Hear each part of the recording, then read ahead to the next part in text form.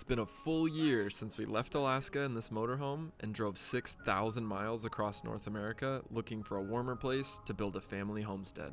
We landed in southern Oregon on 10 quiet acres in the woods, and this is our new backyard. Once we got settled, we started working on projects to get the new property ready for our first Oregonian goats. Let's get caught up on some of the biggest projects in less than a minute. First, we had a sturdy fence built around the front 6 acres to keep the animals in. We installed culverts. Well, that didn't work. We built a new sturdy bridge over our main creek using mostly scavenged materials from the property. We filled over a dozen bags of trash with junk that we found on the ground, including tons of sharp hardware and broken glass. We planted 2 rows of strawberries in a few raised beds full of fruits and veggies just for fun. Okay. We cut out walls of invasive blackberries and burned piles of brush. We refurbished an ancient chicken coop that we found on the property, built a covered chicken run to keep them safe from the sun and the rain, built chicken tunnels to give them more places to roam, and got 10 pullets to make it feel cozy. Finally, we built 4 new goat stalls in the barn and got it all ready for the goats. It's been looking a little sad and empty though while we waited for the smallest goats to be cleared for travel. But today, that all changes because the newest additions to our homestead are on their way right now. The goats arrived, and at first they were a little shy, but treats and feeding them plenty of their favorite foods helped everyone become friends in no time. No, honey. Do your mama. Do your mama. Starting off with our 2 does, Sheena and Delta, they're sisters and second-time moms doing a wonderful job. Sheena has 2 weathered boys named Adigan and Banksy. Delta also has 2 boys named Woody and Homer, and 2 sweet little girls named Esther and Bella.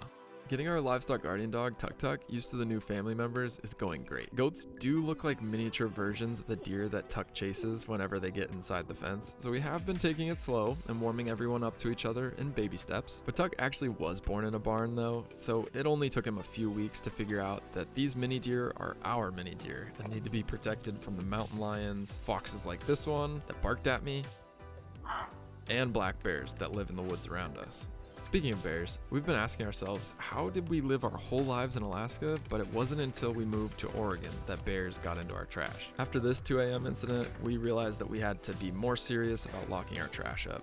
Getting the goats out on pasture with their breakfast and cleaning out the stalls at the crack of dawn every day has taken some getting used to, but we're definitely routine people, so we enjoy it, and the family farm walks have become my favorite part of the day. That's not to say it has been completely smooth sailing though, and we have had to learn a few tough lessons about keeping animals and living in southern Oregon over the last year. For example, Delta lost a bunch of weight and developed a limp that still won't go away. After several trips to the livestock vet, lab work, and a few different supplement trials, we learned that she likely has a zinc deficiency, so we've been giving her special attention to make sure she's getting all the supplements that she needs.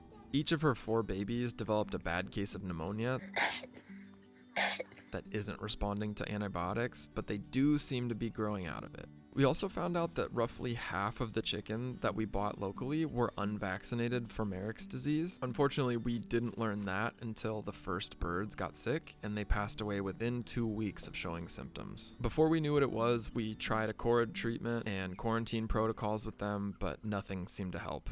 In total, we've lost 4 birds to this disease so far, but the good news is that the other birds were allegedly vaccinated for Marek's disease and haven't shown any symptoms. Once December hit, it felt like it rained every day, if not every other day, until spring. By February, I was digging trenches all over the property to try and concentrate the water and stop it from sheeting across the landscape. The ground was absolutely saturated, and then we had a snow day, which did make us feel like we were right back at home. Everyone had a bunch of fun sledding and making snow people and playing in the snow again. But when we got rain a few days later, it all started melting together, which completely overwhelmed the culverts I had just put in. Those will definitely need to be redone with bigger culverts. Then we had our first wildfire season here in Oregon, and it was pretty exciting to say the least. We were not ready to go from months of near constant rain to only 4 days with rainfall, April through October.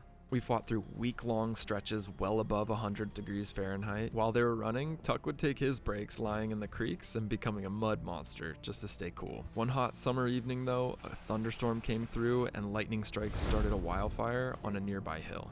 We heard crews chainsawing a fire line very close, and a helicopter flew back and forth over the house, dropping buckets onto the fire. We never got the call to evacuate, but we did quickly pack some bags and prepped our trusty Simba to be ready to go at a moment's notice. It was a tense few hours, but it was a real-world test and made me think about what we would have to do with all of these animals if we did have to go. But that's all okay. We'll learn, adapt, and get a little bit better every year. We didn't have any expectations that this would be fun and easy all the time. If life is about choosing which problems you want to solve, these are the ones we want to be spending our time and resources on. Most nights, as the sun goes down, we all work together to make sure the animals have everything they need and they're put away safely. After months of planning, thousands of miles on the road, and a ton of support from you all along the way, we feel like we made it to where we're supposed to be. We have the bones of a hobby homestead in a mild climate for our girls to grow up on, learning real-world skills and developing a strong connection to where our food comes from. If you want to see the story of our motorhome journey from Alaska all the way here to Southern Oregon, be sure to check out this video, and we'll see you in the next one. Thanks for watching.